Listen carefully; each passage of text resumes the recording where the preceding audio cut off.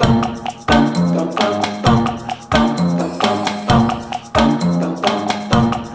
se retrouve aujourd'hui avec une vidéo un petit peu particulière. Il fallait, comme c'est le numéro 1, vous faire une petite introduction explicative. Je pense à ce concept depuis pas mal de temps, pas mal de semaines, voire pas mal de mois. Si vous connaissez un petit peu mon parcours, j'ai fait pas mal d'interviews dans ma vie d'influenceuse, de youtubeuse, de blogueuse, de machin, que ça soit quand j'étais pigiste avec Ouest France ou sur mon blog où j'ai pas mal d'interviews disponibles. J'ai eu l'occasion de rencontrer pas mal de monde et j'adore ça parce que j'adore le lien que ça procure, j'adore découvrir les gens, j'adore faire des rencontres, j'adore ça. Je trouve que le partage, c'est un des plus chouettes trucs qui puissent exister dans la vie, et de découvrir l'autre, moi, c'est quelque chose qui m'anime, qui m'a toujours intéressée. Et donc, j'ai voulu, sur cette chaîne, monter un petit concept. Alors, calmez-vous, hein, y a rien d'exceptionnel. C'est juste de recevoir régulièrement des invités. Alors, le problème, c'est que je suis au bout du monde, à Quimper, et que les recevoir régulièrement à la maison ou quelque part, c'est un petit peu compliqué. Donc, on va faire des interviews à distance. Et en fait, ce qui m'intéressait, c'était de sortir un petit peu de ce qu'on peut voir habituellement avec des zooms, des trucs comme ça. J'avais pas envie de faire ça. J'avais pas envie de faire ça. On va le faire très vintage parce que ça sera tout simplement un appel téléphonique. Le truc qui va changer, c'est que ça sera filmé. L'invité va se filmer et moi, je vais me filmer. Mais l'invité et moi, on va pas se voir. J'aime bien ce côté-là de se dire qu'on va se rester focus sur l'écoute, sur les mots, parce que je trouve que quand on se voit, on a peut-être un petit peu plus une posture. L'invité va peut-être plus se focaliser sur comment se mettre, comment ceci, comment cela, et peut-être un petit peu moins sur les mots. Et donc la vidéo, ça va être toute une série de questions. Le concept s'appelle Sans queue ni tête parce que je n'avais pas envie que les questions soient vraiment dirigées sur un thème précis. Je déteste mettre des étiquettes sur des choses. J'avais envie que ce concept soit vraiment le reflet de la vie de ma chaîne, qu'on parle vraiment de n'importe quoi, sans tabou. Il y aura des questions légères, il y aura des questions un petit peu plus intimes. Je me laisse carte blanche dans les questions et j'aime vraiment me dire qu'on pourra parler de tout dans Sans queue ni tête. Cette petite introduction était nécessaire puisque c'était le numéro 1. J'espère qu'il y en aura plusieurs parce que pour tout vous dire, je ne sais pas où je mets les pieds. C'est une première, je sais même pas du tout ce que ça va donner au montage. Donc soyez indulgents si c'est pas... J'espère que vous allez passer un agréable moment. Je vous laisse découvrir cette première vidéo avec donc mon premier invité qui est une invitée. Et donc je vous laisse découvrir le Sans queue ni tête d'Aurélie. C'est possible. Non. Oui, mais je supporte pas d'écouter les canulars téléphoniques. Je suis une grande timide, moi. J'étais devenue sa confidente. J'ai besoin de voir que ça existe encore.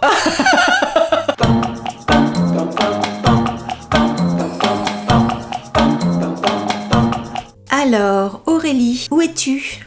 Ça sonne. Allô? Allô? Bonjour. Ça va? Tu m'entends bien? Ça va et toi? Ouais, nickel. Et toi? T'es un peu au loin. Je suis à pas quelques kilomètres quand même. Oui, bah... Alors, Aurélie. Oui. On se retrouve. Oui. Pour une vidéo. Alors, tu confirmes que tu sais pas trop où tu mets les pieds? Non, totalement. Je sais que tu vas me poser des questions, mais... Tu sais pas quelles questions? Non. On n'a pas du tout échangé là-dessus. Non. Tu es d'accord qu'on ne se voit absolument pas? Non. On s'entend uniquement. Ouais, c'est ça, et on se filme mutuellement, mais je ne te vois pas. En tout cas, merci de... Parce que t'es la première, hein, d'avoir accepté aussi facilement, parce que voilà, Aurélie a dit oui immédiatement, donc super merci. On avait envie mutuellement de faire une vidéo ouais. toutes les deux. Ouais. Et on savait pas comment, on savait pas le sujet. On est un peu pareil, je pense, dans le sens où on n'a pas envie de suivre le move, de faire comme tout le monde. On a envie de trouver des choses qui nous correspondent et qu'on avait envie, tant qu'à faire un truc toutes les deux, que ce soit pas comme on a déjà vu un peu, en fait. Pour ma part, c'est pas forcément comme on a déjà vu, mais quelque chose qui nous ressemble peut-être voilà. Un petit peu plus. Écoute, on va passer à la première question. Oui. Bon, même si tu es quand même largement connu sur la toile, la première question, ça va être de te demander de te présenter. Ouais. Donc, la première question, ça va être qui es-tu, mais... Qui es-tu vraiment? D'accord, qui je suis vraiment Bon, déjà, pour ceux qui me connaissent pas, je m'appelle Aurélie, et pas Aurélie, Aurélie, le prénom classique. Qui je suis vraiment? Bah, j'ai 43 ans, je suis maman, j'habite en Gironde, sur le bassin d'Arcachon, et en fait, mon job, qui n'était pas prévu actuellement, c'est d'être créatrice de contenu sur les réseaux sociaux. Puis à côté, ben, j'ai 2 enfants, j'ai un mari, j'ai une maison, voilà. Après, que dire, mon métier initial, c'était esthétique. esthéticienne, donc ben, j'ai un peu laissé ça de côté parce que ça ne me plaisait plus. Et qui je suis vraiment? Bah écoute, une femme comme tout le monde, on va dire, avec une vie normale, un petit train-train familial complètement normal, et puis voilà. C'est déjà pas mal. C'est de l'activité, on va dire. Et j'ai oublié de te poser une question qui m'intéresse quand j'expliquais un petit peu le concept de cette vidéo. Ouais. Qu'est-ce que tu en penses, toi, d'être interviewé et donc de te filmer, mais sans que nous deux, on se voit? Comment tu le perçois? Savoir ton avis sur ce point-là. Alors, c'est un peu perturbant parce que je suis en train de parler à ma caméra toute seule comme une cruchette. Je trouve ça sympa parce que c'est un peu un appel avec une copine. Bon, je me filme en même temps. Bon, on va dire que c'est un petit peu atypique. Mais je trouve que le côté interview comme ça change un petit peu. Et c'est ce que j'ai envie en ce moment. J'ai envie un petit peu de sortir ma zone de confort, de trouver d'autres choses. Donc, c'est pour ça que j'ai tout de suite dit oui, parce que je trouve que ça change. Et moi, j'aime bien les changements. Moi, je suis plutôt contente. C'est vraiment ça. J'avais envie... je me disais que ça allait mettre les personnes que j'allais interviewer dans une autre situation. Comme tu disais, sortir dans sa zone de confort. Ouais. Parce que le fait de pas se voir, on se focus plus sur les phrases, etc. On se demande un petit peu où est-ce qu'on va aller. Il y a une sorte de... On se pose un petit peu plus la question, on reste un petit peu plus sur la réserve, mais en même temps, j'ai l'impression qu'on a peut-être plus tendance à se livrer. Oui, c'est vrai. Il n'y a pas le regard, il n'y a pas les gestes que je peux faire. Bah, tu les verras après à la caméra, forcément. C'est ça. Mais il n'y a pas ce côté... On posture reflète pas notre qu'on pourrait avoir. Ouais, tout à fait. D'accord, bon, bah, c'est parfait. Dans tes rêves les plus dingues, tu pourrais t'imaginer en qui? Qui aimerais-tu être? Soit une personne connue, soit une personne pas connue, quelqu'un décédé, quelqu'un toujours vivant, quelqu'un qu'on connaît pas, je sais pas. Là, de prime abord, ce que je pourrais dire, au collège, je n'aimais pas du tout, à l'école en général, j'aimais pas du tout l'histoire. C'est pas quelque chose qui me passionnait plus que ça. Et c'est vrai que avec le temps, à partir de la vingtaine, j'ai commencé à beaucoup m'intéresser et lire des livres sur l'Égypte ancienne. Et je trouve que c'est vraiment hyper passionnant. Donc si je devais choisir d'être quelqu'un, je pense que j'aurais aimé être quelqu'un à ce temps-là, parce que je pense que c'est vraiment une époque où j'aimerais en fait en connaître plus, parce qu'on n'en connaît pas tant que ça, tu vois. C'est plus pour le côté curiosité et savoir comment c'était vraiment, parce qu'on a juste des hypothèses, un truc dans le style pour voir comment ça se passait vraiment à cette époque-là. Je serais vraiment curieuse. J'ai pas de personnage célèbre ou précisément, tu vois, je veux pas te dire Cléopâtre ou un truc comme ça un peu bateau. En même temps, c'est plus sympa d'être peut-être au niveau des pharaons, oui, que d'être au niveau du peuple, tu vois. Ouais, je pense que ça doit être quand même, tu dois la vivre différemment, la vie, on va dire, de ce côté de la barrière. Mais c'est vrai que c'est une époque qui m'a beaucoup passionnée. Bon, j'ai moins le temps de lire des choses comme ça en ce moment, mais ça m'intrigue en fait. Comme je suis très curieuse, c'est vrai que c'est une époque où j'aurais aimé vivre et connaître un petit peu plus en réalité, on va dire. Pourquoi as-tu pleuré la dernière fois que tu as pleuré? Alors je pleure pas facilement. C'est vrai que j'ai tendance à pas montrer beaucoup et à être assez positive, avoir beaucoup le sourire et à pas forcément beaucoup pleurer. La fois où je me suis vraiment laissée, on va dire, déborder, c'est parce que je me suis un petit peu disputée avec ma fille. Alors elle est, on va dire, en période d'adolescence, et je m'entends extrêmement bien avec elle. D'ailleurs, je pense que ça se voit quand on fait des vidéos ensemble. Elle est comme moi quand j'étais jeune, et même des fois un peu comme moi maintenant, c'est-à-dire que elle a du mal à exprimer ses émotions, c'est-à-dire elle a beaucoup de pudeur, et en fait à ce moment-là j'avais besoin qu'elle me dise quelque chose, qu'elle était désolée, et ça sortait pas en fait, et j'en avais besoin et j'ai craqué en fait. Je me dis j'en ai besoin, et elle est quand même bloquée, tu vois ce que je veux dire? Même pour moi c'est bloqué, et c'est vrai que ça m'a fait tellement de peine que c'est sorti après. Alors des fois tu sais, tu pleures, tu sais pas pourquoi. Il y avait peut-être beaucoup de fatigue parce que en fin d'année, début d'année, c'était dans la période où j'étais un peu fatiguée et tout. Donc il suffit d'une petite étincelle des fois pour que ça sorte, mais c'est vrai que je pleure pas souvent, mais ça je crois que c'est la dernière fois où j'ai vraiment pleuré, ouais. Une autre question un petit peu plus légère, quel est le chanteur le plus ringard que tu écoutes?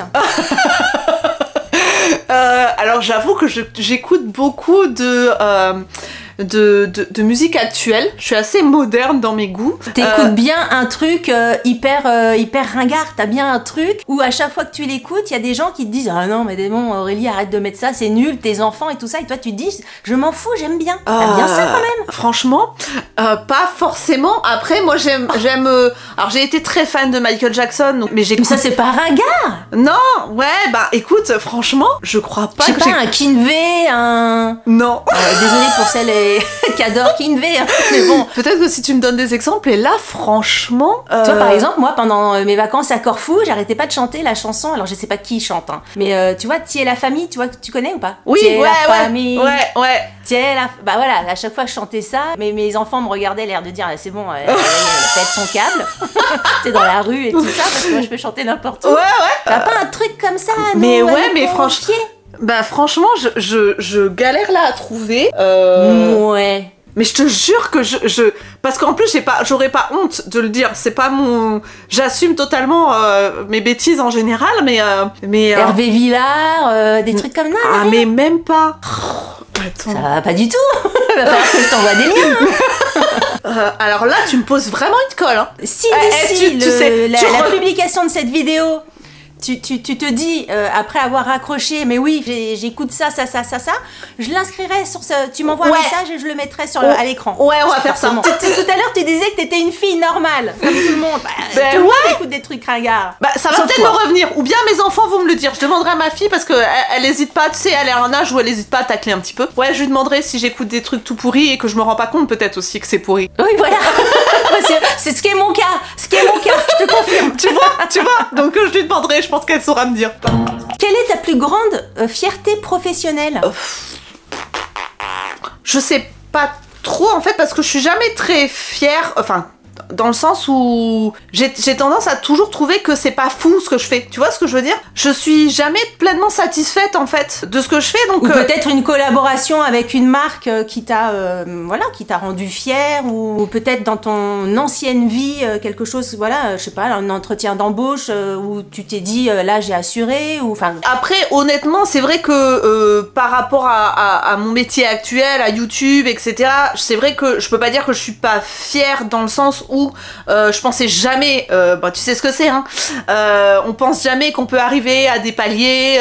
Je suis arrivée à 100 000 abonnés, tu te dis c'est pas possible, pourquoi moi quoi? C'est une petite fierté parce que tu te dis dans un sens c'est que j'ai fait des choses bien, mais après dans mon ancienne vie non, parce que étant esthéticienne de métier, ayant travaillé en parfumerie, c'est pas forcément des métiers où on te met sur un piédestal, c'est pas des métiers qui sont valorisés malheureusement. C'est vrai que du coup forcément tu te demandes si tu peux être fier de ce que tu fais ou ce que t'accomplis, ou tu vois. Ça dépend, je pense qu'on peut trouver une fierté dans tous les métiers. Voilà, mais dans mon parcours à moi, c'était pas... Tu le ressentais pas comme ça? Non, c'est un métier qu'on idéalise beaucoup, et une fois qu'on est dedans, notamment moi mon parcours où j'ai travaillé que en parfumerie, donc c'est peut-être un peu particulier. C'est pas un métier qui m'a laissé un souvenir impérissable. Après, les meilleurs souvenirs, c'est avec mes collègues, c'est les liens que tu peux tisser avec les gens. Mais du point de vue du métier, c'est pas un métier que je regrette en lui-même, donc je peux pas en tirer des fiertés plus que ça. C'est plus maintenant mon métier parce que j'aime ce que je fais, qui pourrait me rendre fière plutôt que des parcours antérieurs quoi. L'amour, la première fois, c'était quand et avec qui? Qui, sans nous donner le nom En fait, c'est ça mon premier amour. La première fois que tu as fait l'amour? Avec mon mari. Avec ton mari. L'amour de ta vie, vraiment l'amour de ta vie. C'est ça. Je l'ai connu à 17 ans et depuis, on s'est jamais quitté. C'est dingue. Ouais. Moi, je suis fan de ces histoires-là. Hein. Alors là, j'en ai parlé dans une vidéo il y a pas très longtemps, où je crois que je suis de plus en plus romantique, ou voilà, de plus en plus comme ça, parce que j'étais absolument pas avant. Ouais, je trouve ça à la fois fou, à la fois super beau, ouais, je trouve ça dingue quoi. En fait, mon mari, moi je l'ai connu, j'avais 16 ans. La petite histoire, mais je crois que ceux qui me suivent la connaissent, mais en fait mon mari a un frère jumeau et je suis sortie avec son frère avant de sortir avec lui. Et en fait je me suis vite rendu compte que son frère, je l'aimais comme un frère en fait. C'est plus un pote, il n'y avait pas d'amour, c'était plus de l'amitié. Et du coup je me suis vite rendu compte qu'il y avait quelque chose avec mon mari en fait. Et lui il était avec quelqu'un à l'époque. J'ai attendu 1 an avant qu'il se rende compte que je pouvais lui correspondre, on va dire. Et en fait je l'appelais quasiment tous les jours, j'étais devenue sa confidente, il me confiait comment ça se passait avec ses nanas. Ouais, la bonne copine qui a envie d'être plus, quoi. Voilà, exactement. Et du coup, il y a un moment, il s'est dit, oui, mais moi, je cherche justement quelqu'un qui est toujours là pour moi chez mes copines. Et en fait, finalement, la seule qui est vraiment là pour moi, c'est Aurélie. Donc du coup, il s'est rendu compte comme ça que j'avais pas lâché, quoi. Et que peut-être qu'il y avait quelque chose peut-être à faire avec moi. Est-ce que tu te rends compte que ce que tu es en train de dire là, c'est vraiment le pitch parfait pour un film romantique? Ah ouais, c'est possible. T'as tous les ingrédients. La fille qui tombe amoureux du jumeau, mais qui devient après la confidente de celle qu'elle aime, etc. Ouais. C'est tout ce qu'il faut. C'est un peu atypique, on va dire. Une Une autre question, est-ce que tu as un petit surnom? Moi et mon mari, on s'appelle Moon, comme la lune. Honnêtement, je sais pas comment c'est venu en fait. Moon en anglais, enfin tu vois, chez M-O-O-N. Lui il t'appelle comme ça et toi tu l'appelles comme ça aussi, c'est mutuel. Ouais. On s'appelle jamais par nos prénoms, ça je crois qu'on a jamais fait. Je sais pas si c'est pas on n'a pas contracté, tu vois, mon amour, tu vois, Moon. Tu vois, je sais pas si c'est pas un truc un peu comme ça parce que je me souviens pas d'où c'est venu. Mais on s'appelle comme ça mutuellement, ouais. Vous êtes romantique jusqu'au bout quoi. Bah je sais pas si c'est romantique parce que j'avoue que c'est vrai que je suis un peu comme toi. Avant, je trouvais ça cucu en fait. Ouais, cucu, cucu la praline, tu vois, tu vois l'expression en fait. Et c'est vrai que maintenant, je suis un peu comme toi. Alors est-ce que avec l'âge on fait ça? Je sais pas si on pourrait on pourrait dire ça. Mais c'est vrai que maintenant j'aime bien regarder les films un petit peu, tu vois, ou même je regarde les séries pour ados avec ma fille, je trouve ça trop mignon, tu vois, j'ai besoin de voir que ça existe encore, tu vois ce que je veux dire? Oui, bien sûr. Je sais pas si on est romantique, mais en tout cas, c'est vrai que de prime abord, je ne suis pas très romantique. Mais peut-être que c'est venu avec le temps, tu me diras. Si tu pouvais obtenir une nouvelle connaissance ou une nouvelle compétence sans rien faire du tout, qu'est-ce que tu choisirais? Parler plusieurs langues, je pense. Je parle anglais, j'adore l'anglais. Enfin, c'est pareil que l'histoire, c'est-à-dire qu'à l'école, je n'aimais pas du tout l'anglais. J'avais la prof classico-classique habillée en kilt quasiment, avec le serre-tête dans les cheveux, le stéréotype de la prof d'anglais et qui m'avait pas du tout donné envie d'apprendre l'anglais. Et après j'ai adoré, je parle relativement bien, je suis pas bilingue hein, mais je parle relativement bien l'anglais, mais j'adorerais parler d'autres langues, c'est-à-dire quand je vois ma fille qui adore l'espagnol, elle est très calée langue Isalis, j'adorerais parler espagnol, tu vois, pouvoir me débrouiller dans un pays sans galérer quoi. Sans galérer.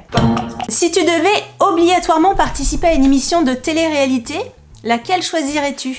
Allez, on a tellement maintenant, mais pas le style pas le style les Marseillais et tout, hein, ça c'est sûr et certain. Je pèterais un câble là-dedans. Qu'est-ce que t'entends par télé-réalité? Ça peut être du Koh-Lanta, du Pékin Express, du Stéphane Plaza, que je mets aussi dans les trucs de télé-réalité. Alors déjà Pékin Express, je ne peux pas. Tu sais pourquoi? Ça me stresse. J'appelle ça Pékin et stress. Ça m'angoisse ce truc. Je supporterais pas d'aller voir des inconnus, et j'angoisse de voir les gens faire ça. J'en suis à ce point-là parce que je suis une grande timide moi. Ouais. Je suis une très grande timide à la base et c'est vrai que ça, franchement ça m'angoisse. Mon mari adore ça mais je prends sur moi pour regarder. Tu vois où j'allais dire un dîner presque parfait. Je trouve ça rigolo moi. Parce que moi j'aime bien cuisiner, j'aime bien faire plaisir aux gens, les recevoir, tu vois, faire goûter des choses que je fais. Mais là t'invites des inconnus. Tout à l'heure tu parlais, je veux pas aller voir des inconnus, mais là pareil, t'as des inconnus avec toi. Ouais mais ils viennent chez moi. Moi je peux pas aborder les gens dans la rue, tu vois. C'est comme un truc que je supporte pas, je sais pas si je suis normale ou pas, mais je supporte pas d'écouter les canulars téléphoniques. Ah oui, d'accord. Ça m'angoisse. Il doit avoir un terme pour ça, tu sais, canular téléphonique-ophobe. Mais je sais pas, mais c'est ouf, ça parce que ça me rend... Il y a plein de choses comme ça qui m'angoissent que je ne peux pas écouter ou regarder. On va dire un truc où les gens viennent chez moi, où tu vois, on tisse un peu des liens, ça va, c'est cool, et puis il y a pas trop de monde, voilà, ça me va. Un dîner presque parfait. Une personne que tu as dans ton répertoire téléphonique et que tu aimerais voir dans ce concept vidéo-là sans queue ni tête? Je t'avouerai que dans mon répertoire, je dois avoir juste Hélène de la chaîne Hélène LC. Je sais pas si tu vois qui c'est. Marine de Beauty Garden. On oublie le côté répertoire et on parle d'une personne que t'aimerais bien juste voir. Moi, honnêtement, j'aime beaucoup les personnes très cash. Marion Caméléon, j'adore cette fille. Elle me fait marrer en fait.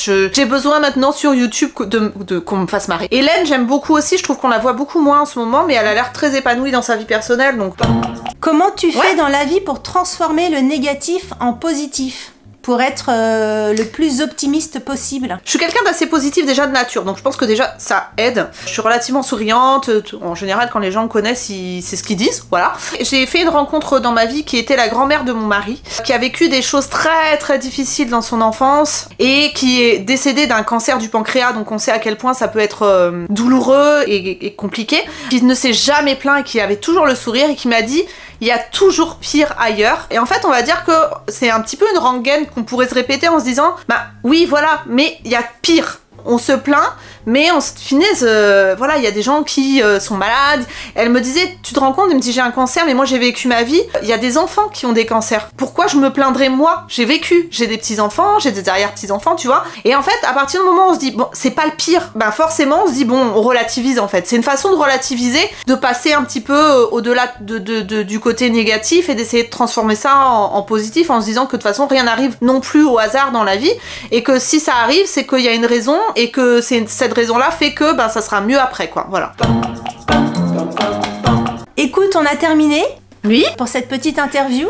Est-ce que tu veux rajouter quelque chose? Eh ben écoute, franchement, j'ai trouvé ça super sympa. J'espère voir ça sur ta chaîne. Si t'arrives à faire un bon montage, j'espère voir ça sur ta chaîne rapidement. Et puis même avec d'autres personnes, comme tu disais, ça pourrait être sympa. Ça permet aussi de connaître un petit peu mieux les créateurs, parce qu'on a tendance à se faire une opinion sur les gens à travers des vidéos et que certains ont du mal à comprendre, c'est que c'est pas forcément toute notre personnalité entière qu'on montre en vidéo. Ce genre d'interview vidéo, ça peut aider aussi les gens à comprendre aussi notre façon de fonctionner, à peut-être s'attacher un petit peu plus et à nous cerner un peu mieux. Donc franchement, je suis contente de l'avoir fait et j'espère que tu continueras parce que ça peut être très sympa à voir et pour faire évoluer un petit peu les mentalités, les avis sur certaines personnes, je pense que ça peut être intéressant. Et c'est pour ça que je voulais des interviews avec des questions vraiment de tout ordre, pas un truc YouTube, comment tu fais tes contenus, comment enfin, vraiment de sortir de ça et de se poser des questions très, très aléatoires de la vie de tous les jours.